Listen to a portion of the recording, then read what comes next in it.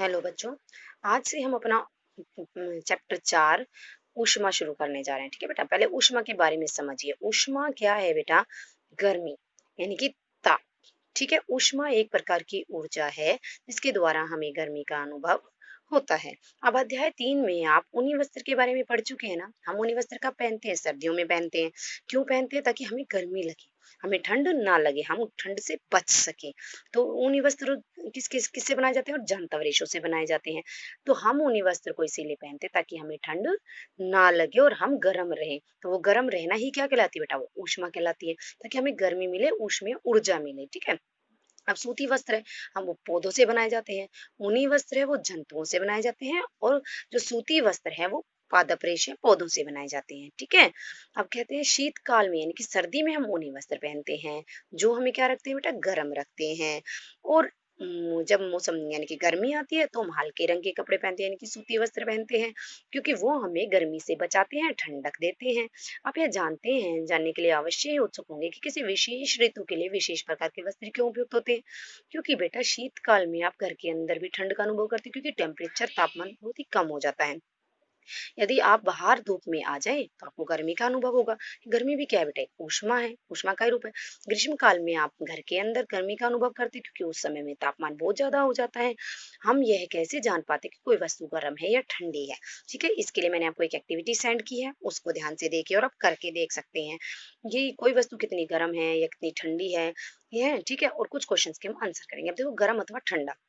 आपने दैनिक जीवन में अनेक वस्तुओं के संपर्क में आते हो। कुछ गर्म होती है, आप एकदम से हाथ हट जाता है आपको। कुछ ठंडी होती है, अब गर्मी में आप चाहते हो ना ठंडा ठंडा पानी पिए हम। ठीक है। अब चाय पीते हैं तो चाय क्या होती है? गर्म होती है। और बर्फ क्या है बेटा? ठंडी होती है। तो उपयोगी वस्तुओं की आप सूची बनाओ कि कौन कौन सी वस्तुएं हम गर्म पीते हैं या खाते हैं, और कौन कौन सी वस्तुएं हम ठंडी खाते हैं। ठीक है। तो आप ये सूची बनाएंगे। अब इन वस्तुओं को गर्म या ठंडी रूप में चिन्हित करो। फिर हम देखते हैं कि कुछ वस्तुएं ठंडी होती है जबकि कुछ गर्म होती हैं। अब हमें ये कैसे पता चलता है कि भी कुछ वस्तुएं दूसरी वस्तु की अपेक्षा गर्म है या ठंडी है? ठीक है, तो हम इसके लिए एक एक्टिविटी करते हैं बेटा।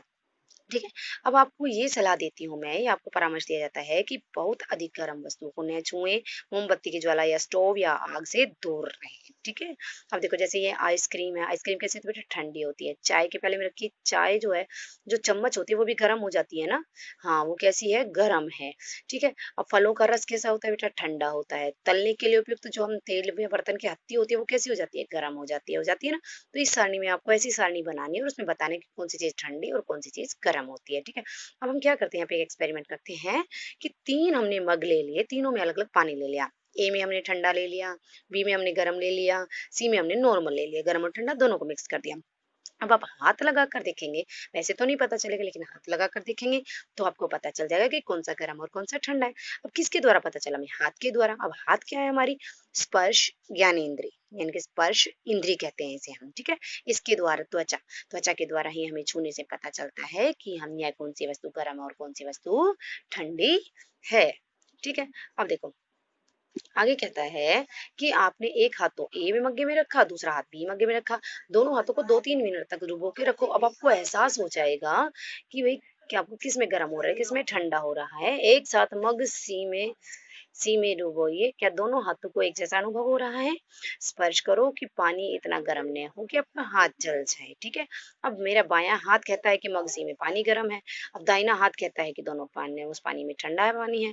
अब मैं निष्कर्ष निकालूं तो क्या निकालूं? ठीक है। अब ये किसके द्वारा? हमारी त्वचा ज्ञानेंद्रिय के द्वारा। अब बूझो की उलझन यह दर्शाती है बेटा कि यह निश्चय करने के लिए कि कोई वस्तु गर्म है या ठंडी है, हम अपनी स्पर्श इंद्रिय पर विश्वास नहीं कर सकते हैं। यह कभी भी धोखा दे सकती है। भाई हमें ये तो पता है भाई ये गर्म है ये ठंडा है, लेकिन हमें ये तो नहीं पता ना कि भाई कितना गर्म है और कितना ठंडा है। ठीक है। तो इस तापमान के लिए हम यह पता करने के लिए कोई वस्तु कितनी गर्म है या किसी वस्तु की उष्णता यानी कि गर्मी की विश्वसनीय नाप कितना है, कि उसका ताप से की जा सकती है। अब ताप मापने के लिए जो युक्ति प्रयोग में की लाई जाती है, जो युक्ति प्रयोग में लाई जाती है वह क्या कहलाती है बेटा? ताप मापी। याद रखेंगे, थर्मामीटर, डॉक्टर भी आपका बुखार नापने के लिए थर्मामीटर का प्रयोग करता है ना। ताप मापने के लिए जो युक्ति प्रयोग में लाई जाती है उसे कहते हैं ताप मापी। ओके बच्चों। अब आज का टॉपिक हमारा इतना ही था। Thank you.